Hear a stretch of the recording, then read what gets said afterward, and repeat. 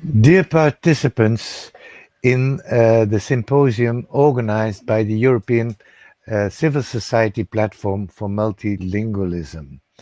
In this first brief presentation, I will try to give you a short overview of what EFNIL is and inform you a bit about the activities of EFNIL in support of the national languages of Europe, and in doing so, of course, in reinforcing and in the maintenance of multilingualism within Europe. Now, for those who don't know me, my name, of course, is written on the slide.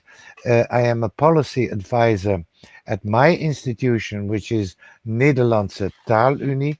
That is the Union for the Dutch Language, an intergovernmental body established by two states, the Netherlands and Belgium, as a common instrument for language policy for the Dutch language. The Nederlandse Taalunie is one of the members of EFNIL.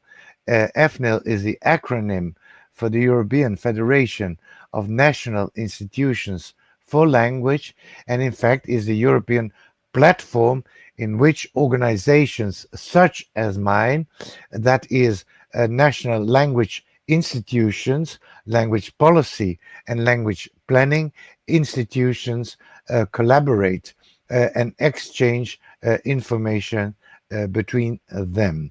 I was involved in EFNIL from the very beginning, and since 2018 I am also the president of this platform.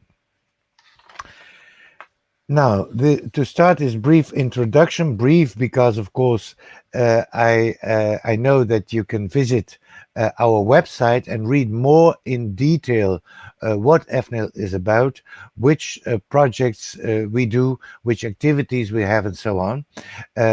In order to create more time in a second presentation to reflect on the central topic of this conference, reflection from the point of view of a person who is involved in language policy for a national language. I will try to reflect on the possible consequences of the ever increasing diversity in our societies for the position of our national languages and for their language policy.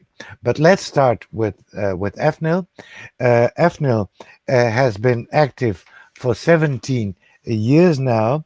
It was established in Stockholm in 2003. This moment when EFNIL was really established was preceded by a period of almost 4 years of preparatory meetings and contacts between potential members of EFNIL.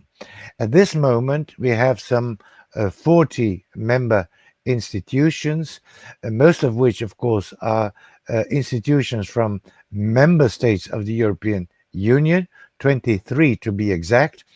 At this moment, unfortunately, we have no representation from Spain, from Portugal, from the Czech Republic, and from Cyprus.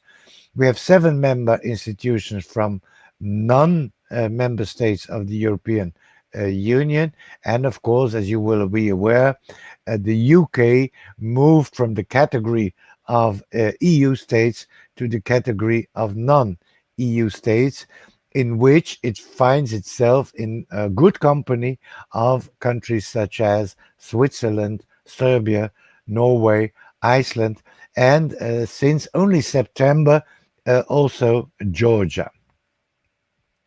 The main activity of EFNIL is the organization every year of a conference, normally organized in every year in a different country of a member institution of EFNIL. We've had 17 live conference up to now, and this year, for the very first time, an online event, an online conference, of course, due to the COVID-19 pandemic. And the theme of this year's conference was also communication in times of COVID. Normally, we choose a topic which is considered to be of common interest to all or almost all our member institutions. There has been a variety of topics with, for instance, the economic impact of language and language competence, the specific position of pluricentric languages, language learning and the situation concerning language learning in the different countries, and so on and so forth. We have a number of projects. You see the names of these projects on the slide.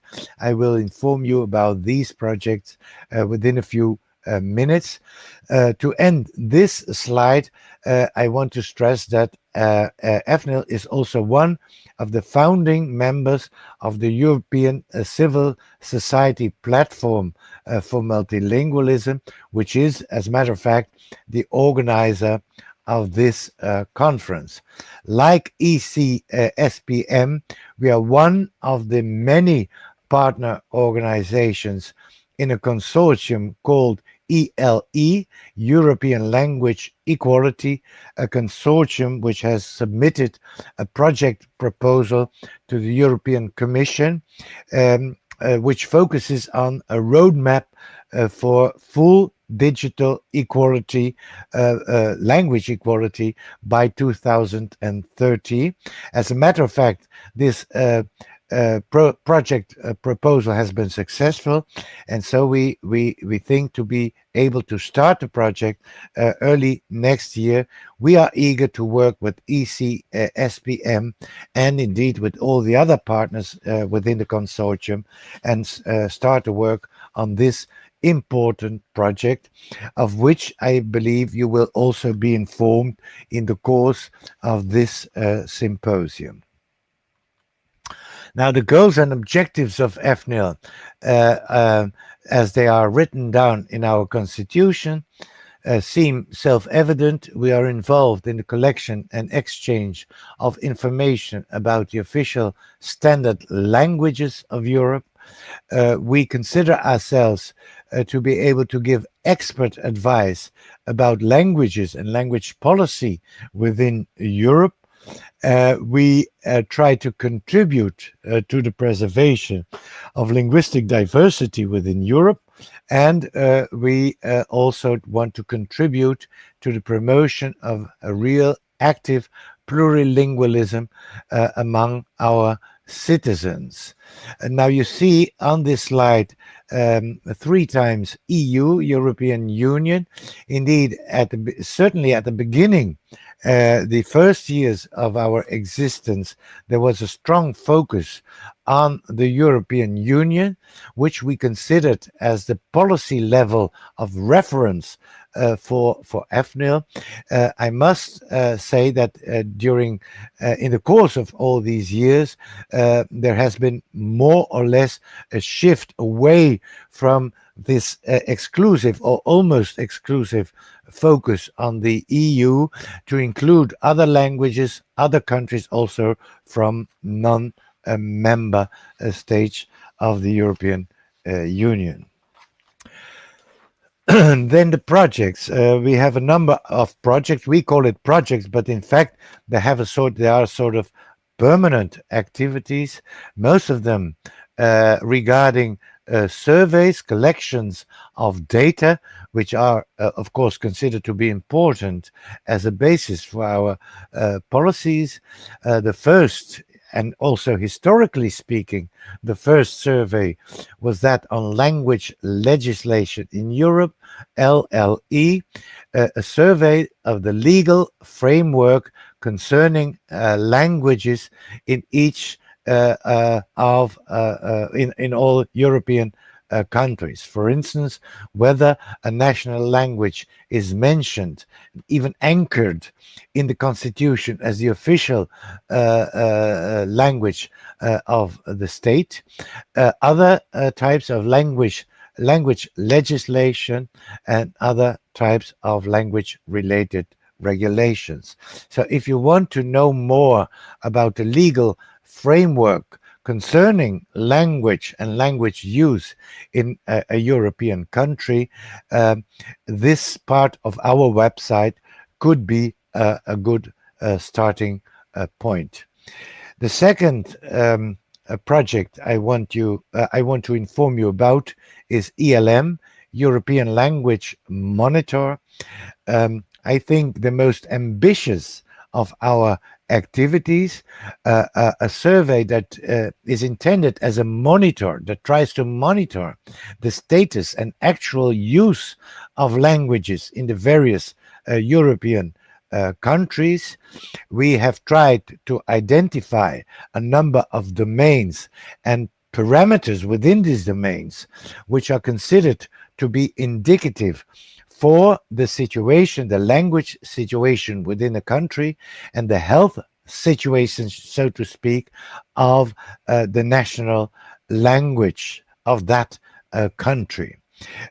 We think the domains are domains such as the language use in the education system, including, of course, also higher education, and in scientific research, language use within business and commercial activities, language use within mass media and the press.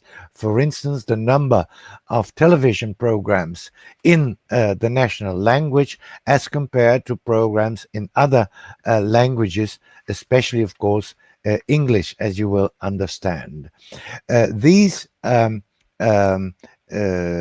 domains and these criteria are considered to be indicative, as I explained, and we try to renew our data every 4 years. We have now, in fact, 4 data collections, ELM 1 up to 4, which of course creates a longitudinal dimension, and this allows, of course, for the identification of change, of evolutions, positive ones or negative ones, and all this, of course, is considered to be an empirical base for the formulation of language policies and language measures.